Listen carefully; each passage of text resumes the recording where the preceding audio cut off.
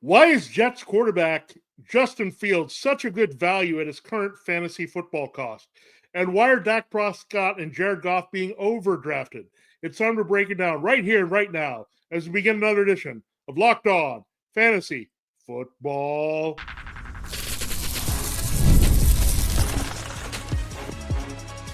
You are Locked On Fantasy, your daily NFL fantasy podcast.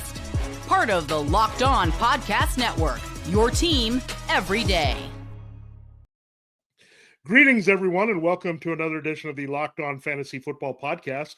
As usual, I'm one of your hosts, Vinnie Iyer. When I'm not doing this, I'm writing about NFL fantasy and betting for sportingnews.com. My co-host, Michelle Majuk, is off today, but she'll be back to share in the fantasy football goodness as we prepare you to dominate your fantasy football drafts in 2025. To that end, we're going to look at an ADP update here, average draft position, where players are going, and are they of value in relation to their consensus expert rankings.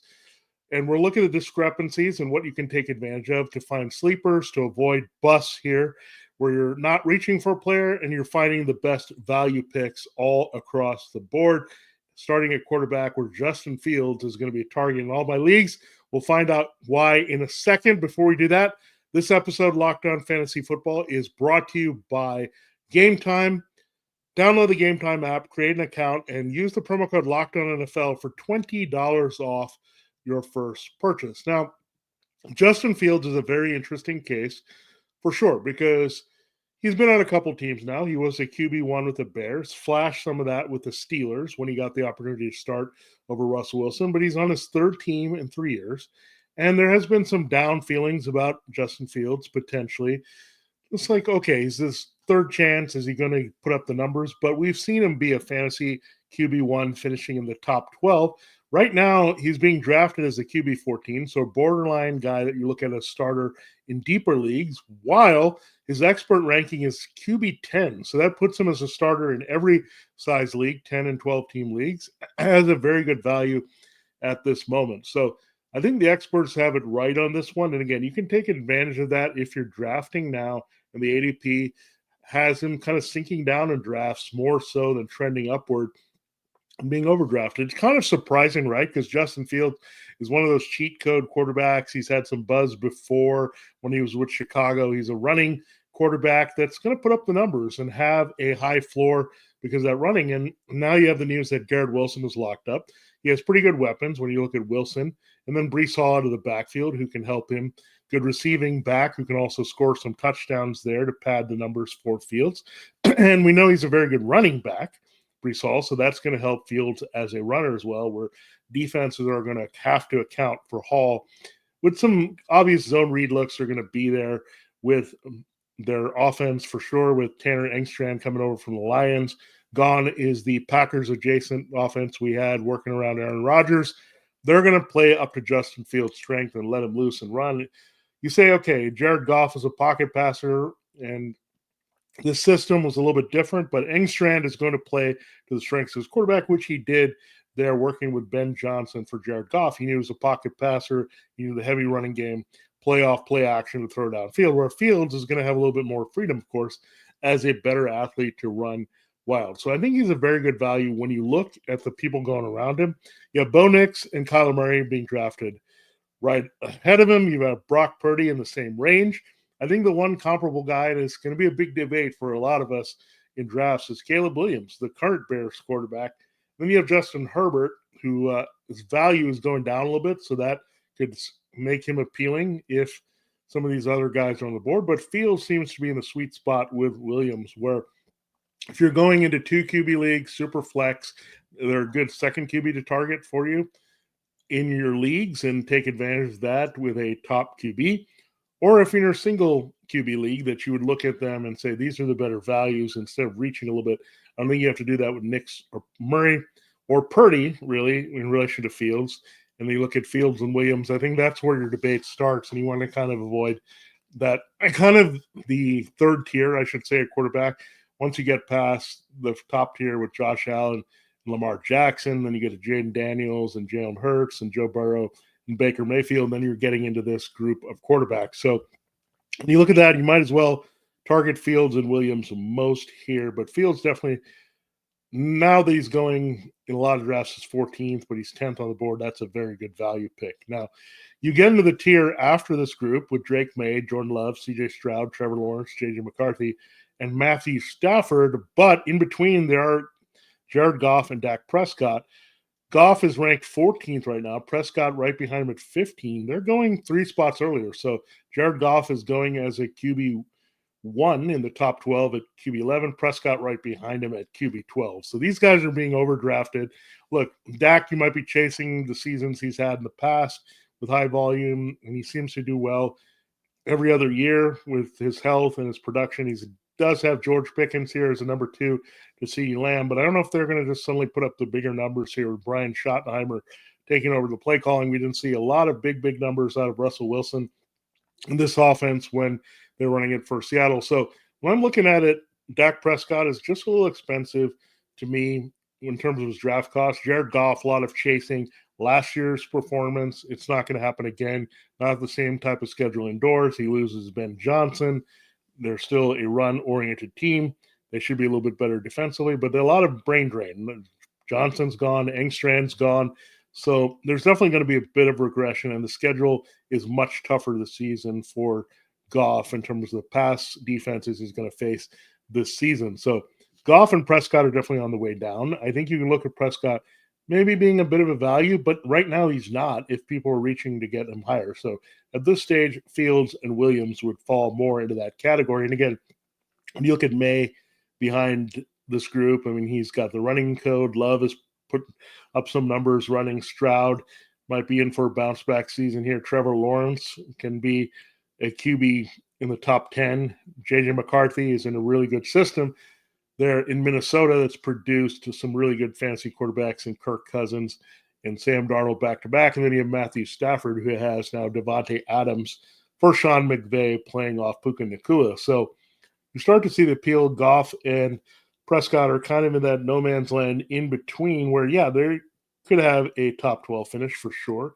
but they also could have easily the production the other way, where he feels a little bit safer with the systems and production and the cheat codes some other quarterbacks give you as runners, more so than trying to invest in Goff and Prescott. So, and Fields right now is the best value-based draft steal, while Goff and Prescott right now take advantage of people taking them too early and stepping into a player like Fields and taking advantage of that in your drafts right now as we're going now.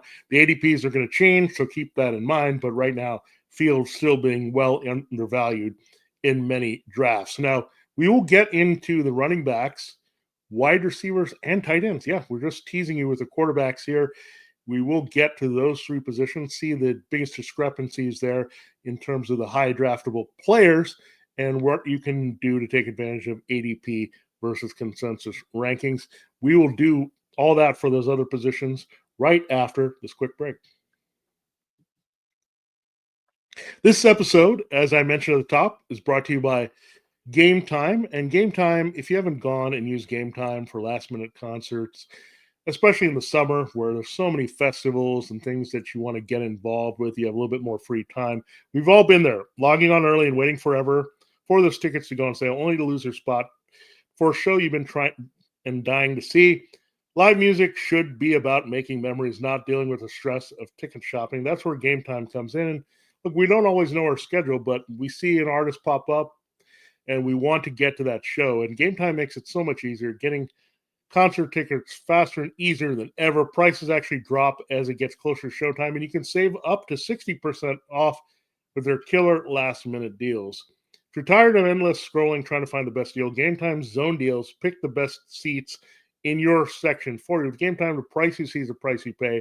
There are no hidden fees. And again, if plans change again, the Gametime guarantee has your back with cancellation protection and more. So go to Gametime and take the guesswork out of buying concert and show tickets with Gametime. Download the Gametime app, create an account, and use the promo code LOCKEDONNFL for $20 off your first purchase. Terms do apply. Again, create an account and redeem code LOCKEDONNFL. That's LOCKEDON NFL, all caps, for $20 off. Download the Gametime app. Last minute tickets lowest price guaranteed. All right, let's get into the running backs and how you can identify potential sleepers, busts, good value picks here based on ADP, comparing that to expert consensus rankings. DeAndre Swift is 4 spots now higher ranked than his ADP. He's at RB22, so that puts him in the RB2 range in the top 24 in 12-team leagues. The ADP is at 26, putting him as more of a flex play, but he does have the lead opportunity in the Bears backfield. Justin Fields, former Bears guy that you look at, and he is now the lead because, again, they didn't really go after anyone. They're still sitting on Roschon Johnson. We thought they might go after Nick Chubb or a veteran power back. Chubb instead ended up in Houston with Joe Mixon. So Swift really is one of the winners of free agency. And the Bears offense really is just a big winner overall in the offseason with Ben Johnson coming over. We talked about Caleb Williams, all the weapons here with DJ Moore, Roma Dinze, their tight ends. There's just a lot going on in the Chicago offense. And we know DeAndre Swift, in a twist, he didn't get the benefit of Ben Johnson in Detroit the same way that we had Jahmyr Gibbs and David Montgomery get that. So in a twist now, DeAndre Swift gets to do that. And I think what you're going to see is a significant workload for Swift, but not the same way that we're going to have like 25 to 30 touches. I think you're looking at about 20 touches per game, but split because he's a pretty good red zone finisher when you give him the chance. He showed in Philadelphia that he can power run when needed, but you don't want to break him down there. He's also a bit of a smaller back, and we've seen that in Detroit where he couldn't stay on the field. So I think you'll see part of the Montgomery role, part of the Gibbs role here for Ben Johnson recreate itself in a former Lions back in Chicago. So looking at DeAndre Swift, he's a very good value because, again, he can get involved in the passing game. He's a good touchdown scorer when getting the opportunity. Those are two things we're looking for that are really appealing for someone's draft value. And when you look at his spot, it's a really good draft value there. So RB22, I'm going to bang the table for this guy quite a bit if this value stays there. And keep in mind some of the guys that are going around him. James Conner getting a little older. Mixon, I mentioned, has to deal with now Nick Chubb in the backfield. O'Brien Hampton is sharing with Najee Harris. Montgomery and Gibbs are there. Then around him, behind him, you have R.J. Harvey, who's dealing with J.K. Dobbins down in Denver now. Aaron Jones, we'll see how that plays out in Minnesota. And then you have Travion Henderson in that mix now with Ramondre Stevenson in New England. So again, DeAndre Swift has the best path to the significant touches that you can see 20 touches per game.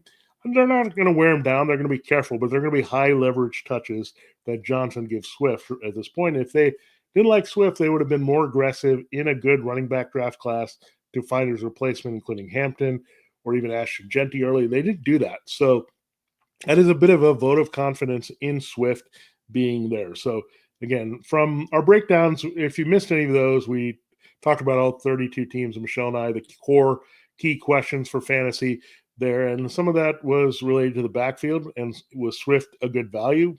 I signed off on it, and with Justin Fields, we both liked as well. So those are two players that definitely make sense with their expert rankings going up in relation to ADP. Now, Christian McCaffrey, yeah, we're going to drop a big name on you, is a guy that's being overdrafted. He's going at an ADP at 4 at running back. That means he's behind the big three, kind of the separated super elite tier, so to speak, of Saquon Barkley, Bijan Robinson, and Gibbs. So then you're looking at McCaffrey, on average, is being drafted right behind those guys. Now, when we break it down, however, in the same tier in the rankings, you have Ashton Genty, Devin Achane, Derrick Henry. These guys are all ahead of McCaffrey in the rankings. So that's where you get the discrepancy right there between 4 and 7. And I think you look at Genty and his fresh legs coming in the league, Achane being pretty durable and a younger version of McCaffrey, and Derrick Henry, he's Derrick Henry. He's just a built machine that hasn't broken down yet and is in a very good offense for his talent. So then you look behind him, you have Josh Jacobs and Jonathan Taylor. Yeah, you might feel more comfortable about those guys. Jacobs in his second year with the Packers. Taylor maybe shaking off some of the past injuries. And if Daniel Jones is a starter, that might be a good thing.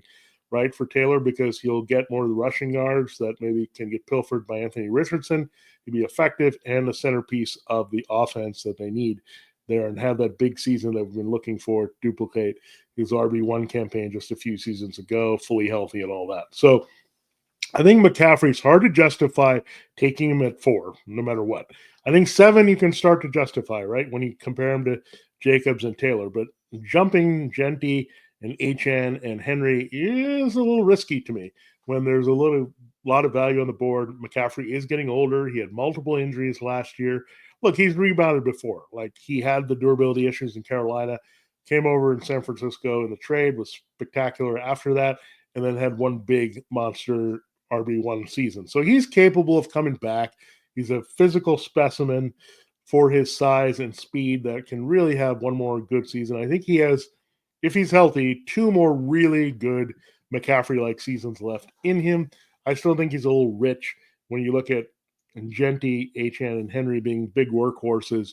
They're a little bit safer overall because of their either health, durability, or age in relation to McCaffrey. So there's a look at the running backs. Now, we want to close with the wide receivers and tight ends that are having the biggest discrepancy between their ADP and their expert consensus rankings, what you can exploit and avoid.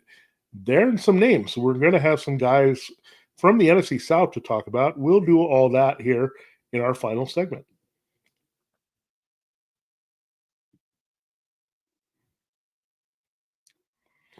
All right, thanks for making Locked On Fantasy Football for your first listen today. We're part of Locked On Podcast Network, your team every day. Make sure you're checking out all the teams' podcasts here as we're getting ready for training camp and the preseason. It's not that far away, just a couple weeks for all 32 teams. Now, let's get into our best value right now, ADP versus consensus rankings at wide receiver. It's Chris Olave. He's ranked as wide receiver 30. He's going as wide receiver 36. So however you look at it, he's going as a wide receiver 3 in 12-team leagues and half-point PPR. But Olave is going to dominate targets for his team. You have an injury there with Rashid Shaheed. I have a new quarterback situation where he's just going to swallow up targets. I know it stinks with no Derek Carr, this quarterback room. It's the worst in the NFL for sure, with just the youth and inexperience and all that going on. But Chris Olave is going to swallow targets whole in this offense. I mean, it might be him, big drop-off, Juwan Johnson, especially if Shaheed's injury lingers. Now, Olave was a tough end, and we thought he might think about retiring, more concussion issues. So there's that durability risk with him. But in terms of the target volume and the talent, Olave is off the charts good here. So I think we're looking at him, and we have some faith in the industry here in Olave just being a good player. He's a first-round pick. And sometimes the talent will rise. It doesn't matter what type of quarterback situation you have. It kind of is like the DeAndre Hopkins situation we had pre-Deshaun Watson in Houston, where he just got it done with different quarterbacks because they all targeted him. He was the security blanket, the easy first choice to go to him. And Chris Olave is going to have to be that for the Saints this season with some concerns about the other receivers here. So I do think Olave is being undervalued quite a bit.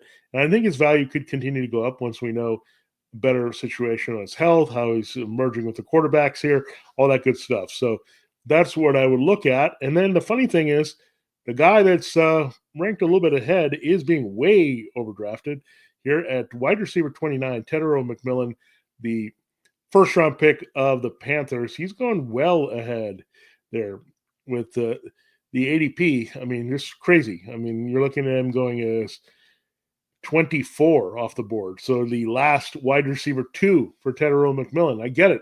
He's also going to be the number 1 on his team, but I don't know if you're going to have the same quite domination of targets. I think you could spread it around a little bit if you're Carolina. He is also a rookie, so he's getting his feet wet and trying to get on the same page with Bryce Young. So there's some things here. I think, of course, the rookie buzz creates an inflated ADP. It just does, right? We get excited about the rookies. We want to draft them a little bit earlier. And there's no question that McMillan is experiencing some of that. But right now, Olave is the better value because, again, you want to take McMillan at 24 or wide receiver 29, or do you want to take Chris Olave at wide receiver 30 versus 36, what his ADP is. I think you would say Chris Olave in that situation. So looking for those trends, looking where we can find value picks, and definitely Olave is better than that. In McMillan, now look at this tier. It's kind of interesting. Like ahead of Olave, Zay Flowers, who's going really high for his spot here with the 24. That's his ranking. Then you had Devonta Smith, Jameson Williams, Xavier Worthy also going pretty high. Again, he's a buzzy guy coming off a big Super Bowl and going into year 2. Then you have Jalen Waddle, Chris Godwin. Godwin is right there around Chris Olave. And then you get into Travis Hunter. So there's definitely some reasons to target Olave. Kind of, I'd say you go Flowers, Devonta Smith, Jameson Williams, and Worthy. And then I would start looking at Olave ahead of Waddle here as a really good value. And then McMillan, I think, just be careful with him. I mean, Chris Godwin is in a good position in his offense, and Travis Hunter is in as well, basically taking over the Godwin role in the Liam Cohen offense now that Cohen has gone from Tampa Bay to Jacksonville. So McMillan, I think I'd be a little bit more buyer beware. I think I'd rather have Hunter than McMillan, where I think I could make a case for Olave going right behind even Devonta Smith and Zay Flowers there in the top 26, top 27. So that's how I break it down with those guys. Now let's close looking at the tight ends, and we're thinking with them. And Jake Ferguson is on the rise here. His ADP right now is tight end 16, but in the expert rankings, he's moved up all the way to tight end 12. I think what's happened here with Ferguson, okay, you'd say they added George Pickens. So, they have a second receiver, so they don't need Ferguson as much. But remember, George Pickens is a very inconsistent deep threat. But that said, Pickens has to be accounted for because he's a speedy guy playing off CeeDee Lamb in midfield. I think he'll make Lamb better too with his route running because you were worried about Pickens hitting a home run with Dak Prescott. Consider Pickens more like the replacement to what we've seen before with Michael Gallup, that type of receiver, right? Where he can stretch the field. They needed that element back in Dallas, and that's what you're going to get. But Jake Ferguson, we know Dak Prescott is going to love his tight end. He's going to give him opportunities. It was a tough year for Ferguson. He was banged up. You saw a little bit of Luke Schoonmaker in there. But when I look at it, I mean, Jake Ferguson is going at tight end 16, tight end 12 is his consensus value. You have Dalton Kincaid, by the way, going pretty high. I mean, he's up there at the tight end 11, where I think Jake Ferguson is a little better ranked, even tight end than Dalton Kincaid. With a lot of question marks in that Bills offense, how can Kincaid keep things up when really the target should not be more in his favor? Well, I think look at the Pickens-Lamb situation. That plays out better for Ferguson for sure. So I think Ferguson, again, the Dallas Cowboys tight end with Dak Prescott, the healthy guy, whether it's been Dalton Schultz or now we transition to Jake Ferguson, that player has been very valuable, even going back to Jason Witten. So there is just a thing with Dak Prescott and the tight ends, and Ferguson is a touchdown scorer enough where you could look at him. You could see him get 706 from that position and be a really good value for sure. So there's something about that. Then another guy that's on the flip side is Tyler Warren. He's going really high. He's going at tight end at 10 here. He's ranked at tight end 13. Now, Warren has an opportunity here with the Colts, but first of all, you don't know what the Colts quarterback situation is going to be. We don't know how they're going to use Warren. He's got to work himself into that offense that's been up and down. We figure he's going to take the Dallas Goedert role where he can stretch the field, use his athleticism, but a little plus than that, right? Because they can move him around like a chess piece a little bit. We're not sure about how it plays out between Michael Pittman Jr. and Josh Downs and Alec Pierce on that team. So I think Pierce or Downs, one of them is going to be out of luck in the usage of Warren. So I'm excited about Warren as much as everyone else. He was the second tight end drafted, but most people had him the first tight end over Colston Loveland. Loveland ended up in a tough spot there with Chicago. So overall, Warren is in a really good spot to produce, but it's a little bit aggressive to go tight end 10. Think about the tier that ends kind of right there. You have David Njoku and Evan Ingram. That's kind of the tier where, I'm going to look for some better values. I'm going to point myself to Ferguson to find that value. Now you have Tucker Kraft. I think Kraft is okay, but again, I don't know how much he's going to see the ball in Green Bay with the other guys there. Dallas Goedert, he's always fighting for that spot to be the third receiver consistently behind A.J. Brown and Devonta Smith, but that can be very up and down. And The Eagles are on the brink of maybe looking at his replacement moving forward. So kind of the last days of Dallas Goedert in Philadelphia being valuable. Then you have Jonas Smith, whose value plummeted, right? When he went to the Steelers in that trade for Jalen Ramsey, he just is going down, down, down because he was the man and targeted a lot last year in Miami, but now he's got to share tight end duties with Pat Freiermuth in an offense that may not be as valuable here just in terms of the usage of the tight ends with Aaron Rodgers at the controls with DK Metcalf in Pittsburgh. So, and that was a tough break here, but I think Warren is okay. I prefer him at tight end 13, however. I don't want to take him at tight end 10. I think you can get some other players at other positions that are going to suit your team a little bit better. Ferguson at 12, 13. I think that's a good spot in the rankings to look at these guys. But again, if I had to pick between Ferguson and Warren, don't sleep on Ferguson. I mean, he's been pretty valuable for his team when he's on the field. And I get it. Like, Warren has the athletic skill set. He's the chess piece. They can move around. Just be buyer beware. I think Brock Bowers came in a really good situation, then it turned into fantastic. Once the Raiders moved on from Devontae Adams, he could basically dominate and be the alpha target over there.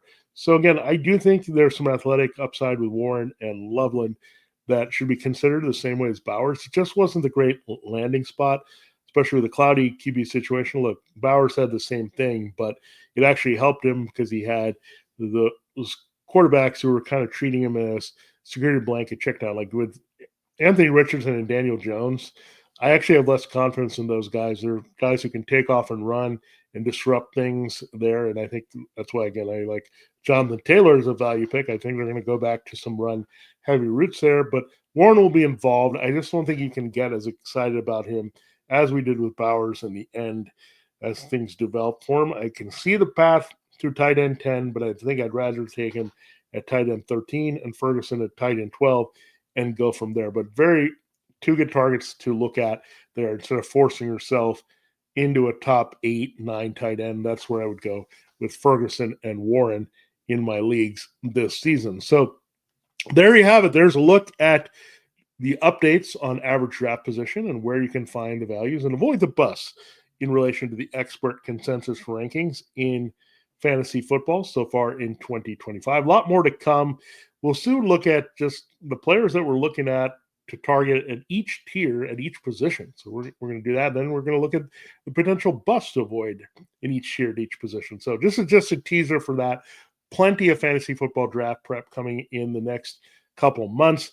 The Locked On NFL Top 100, as a programming note, will be released on Wednesday. That's right, Wednesday. This Wednesday, July 16th at 10 a.m. Eastern on Locked On Sports Today. The NFL Top 100 was voted on by the NFL hosts of Locked On, and there are some stunners. Don't miss where your favorite players are ranked. Subscribe to Locked On Sports Today on YouTube or wherever you get your podcasts. And, of course, check us out. Wherever you get your podcasts, you can find Locked On Fantasy Football. If you're watching on YouTube, hello to you. We're grateful however you're watching or listening to us. For Locked On Fantasy Football, this is Vinnie Iyer. Tune in next time for more fun with Locked On Fantasy Football.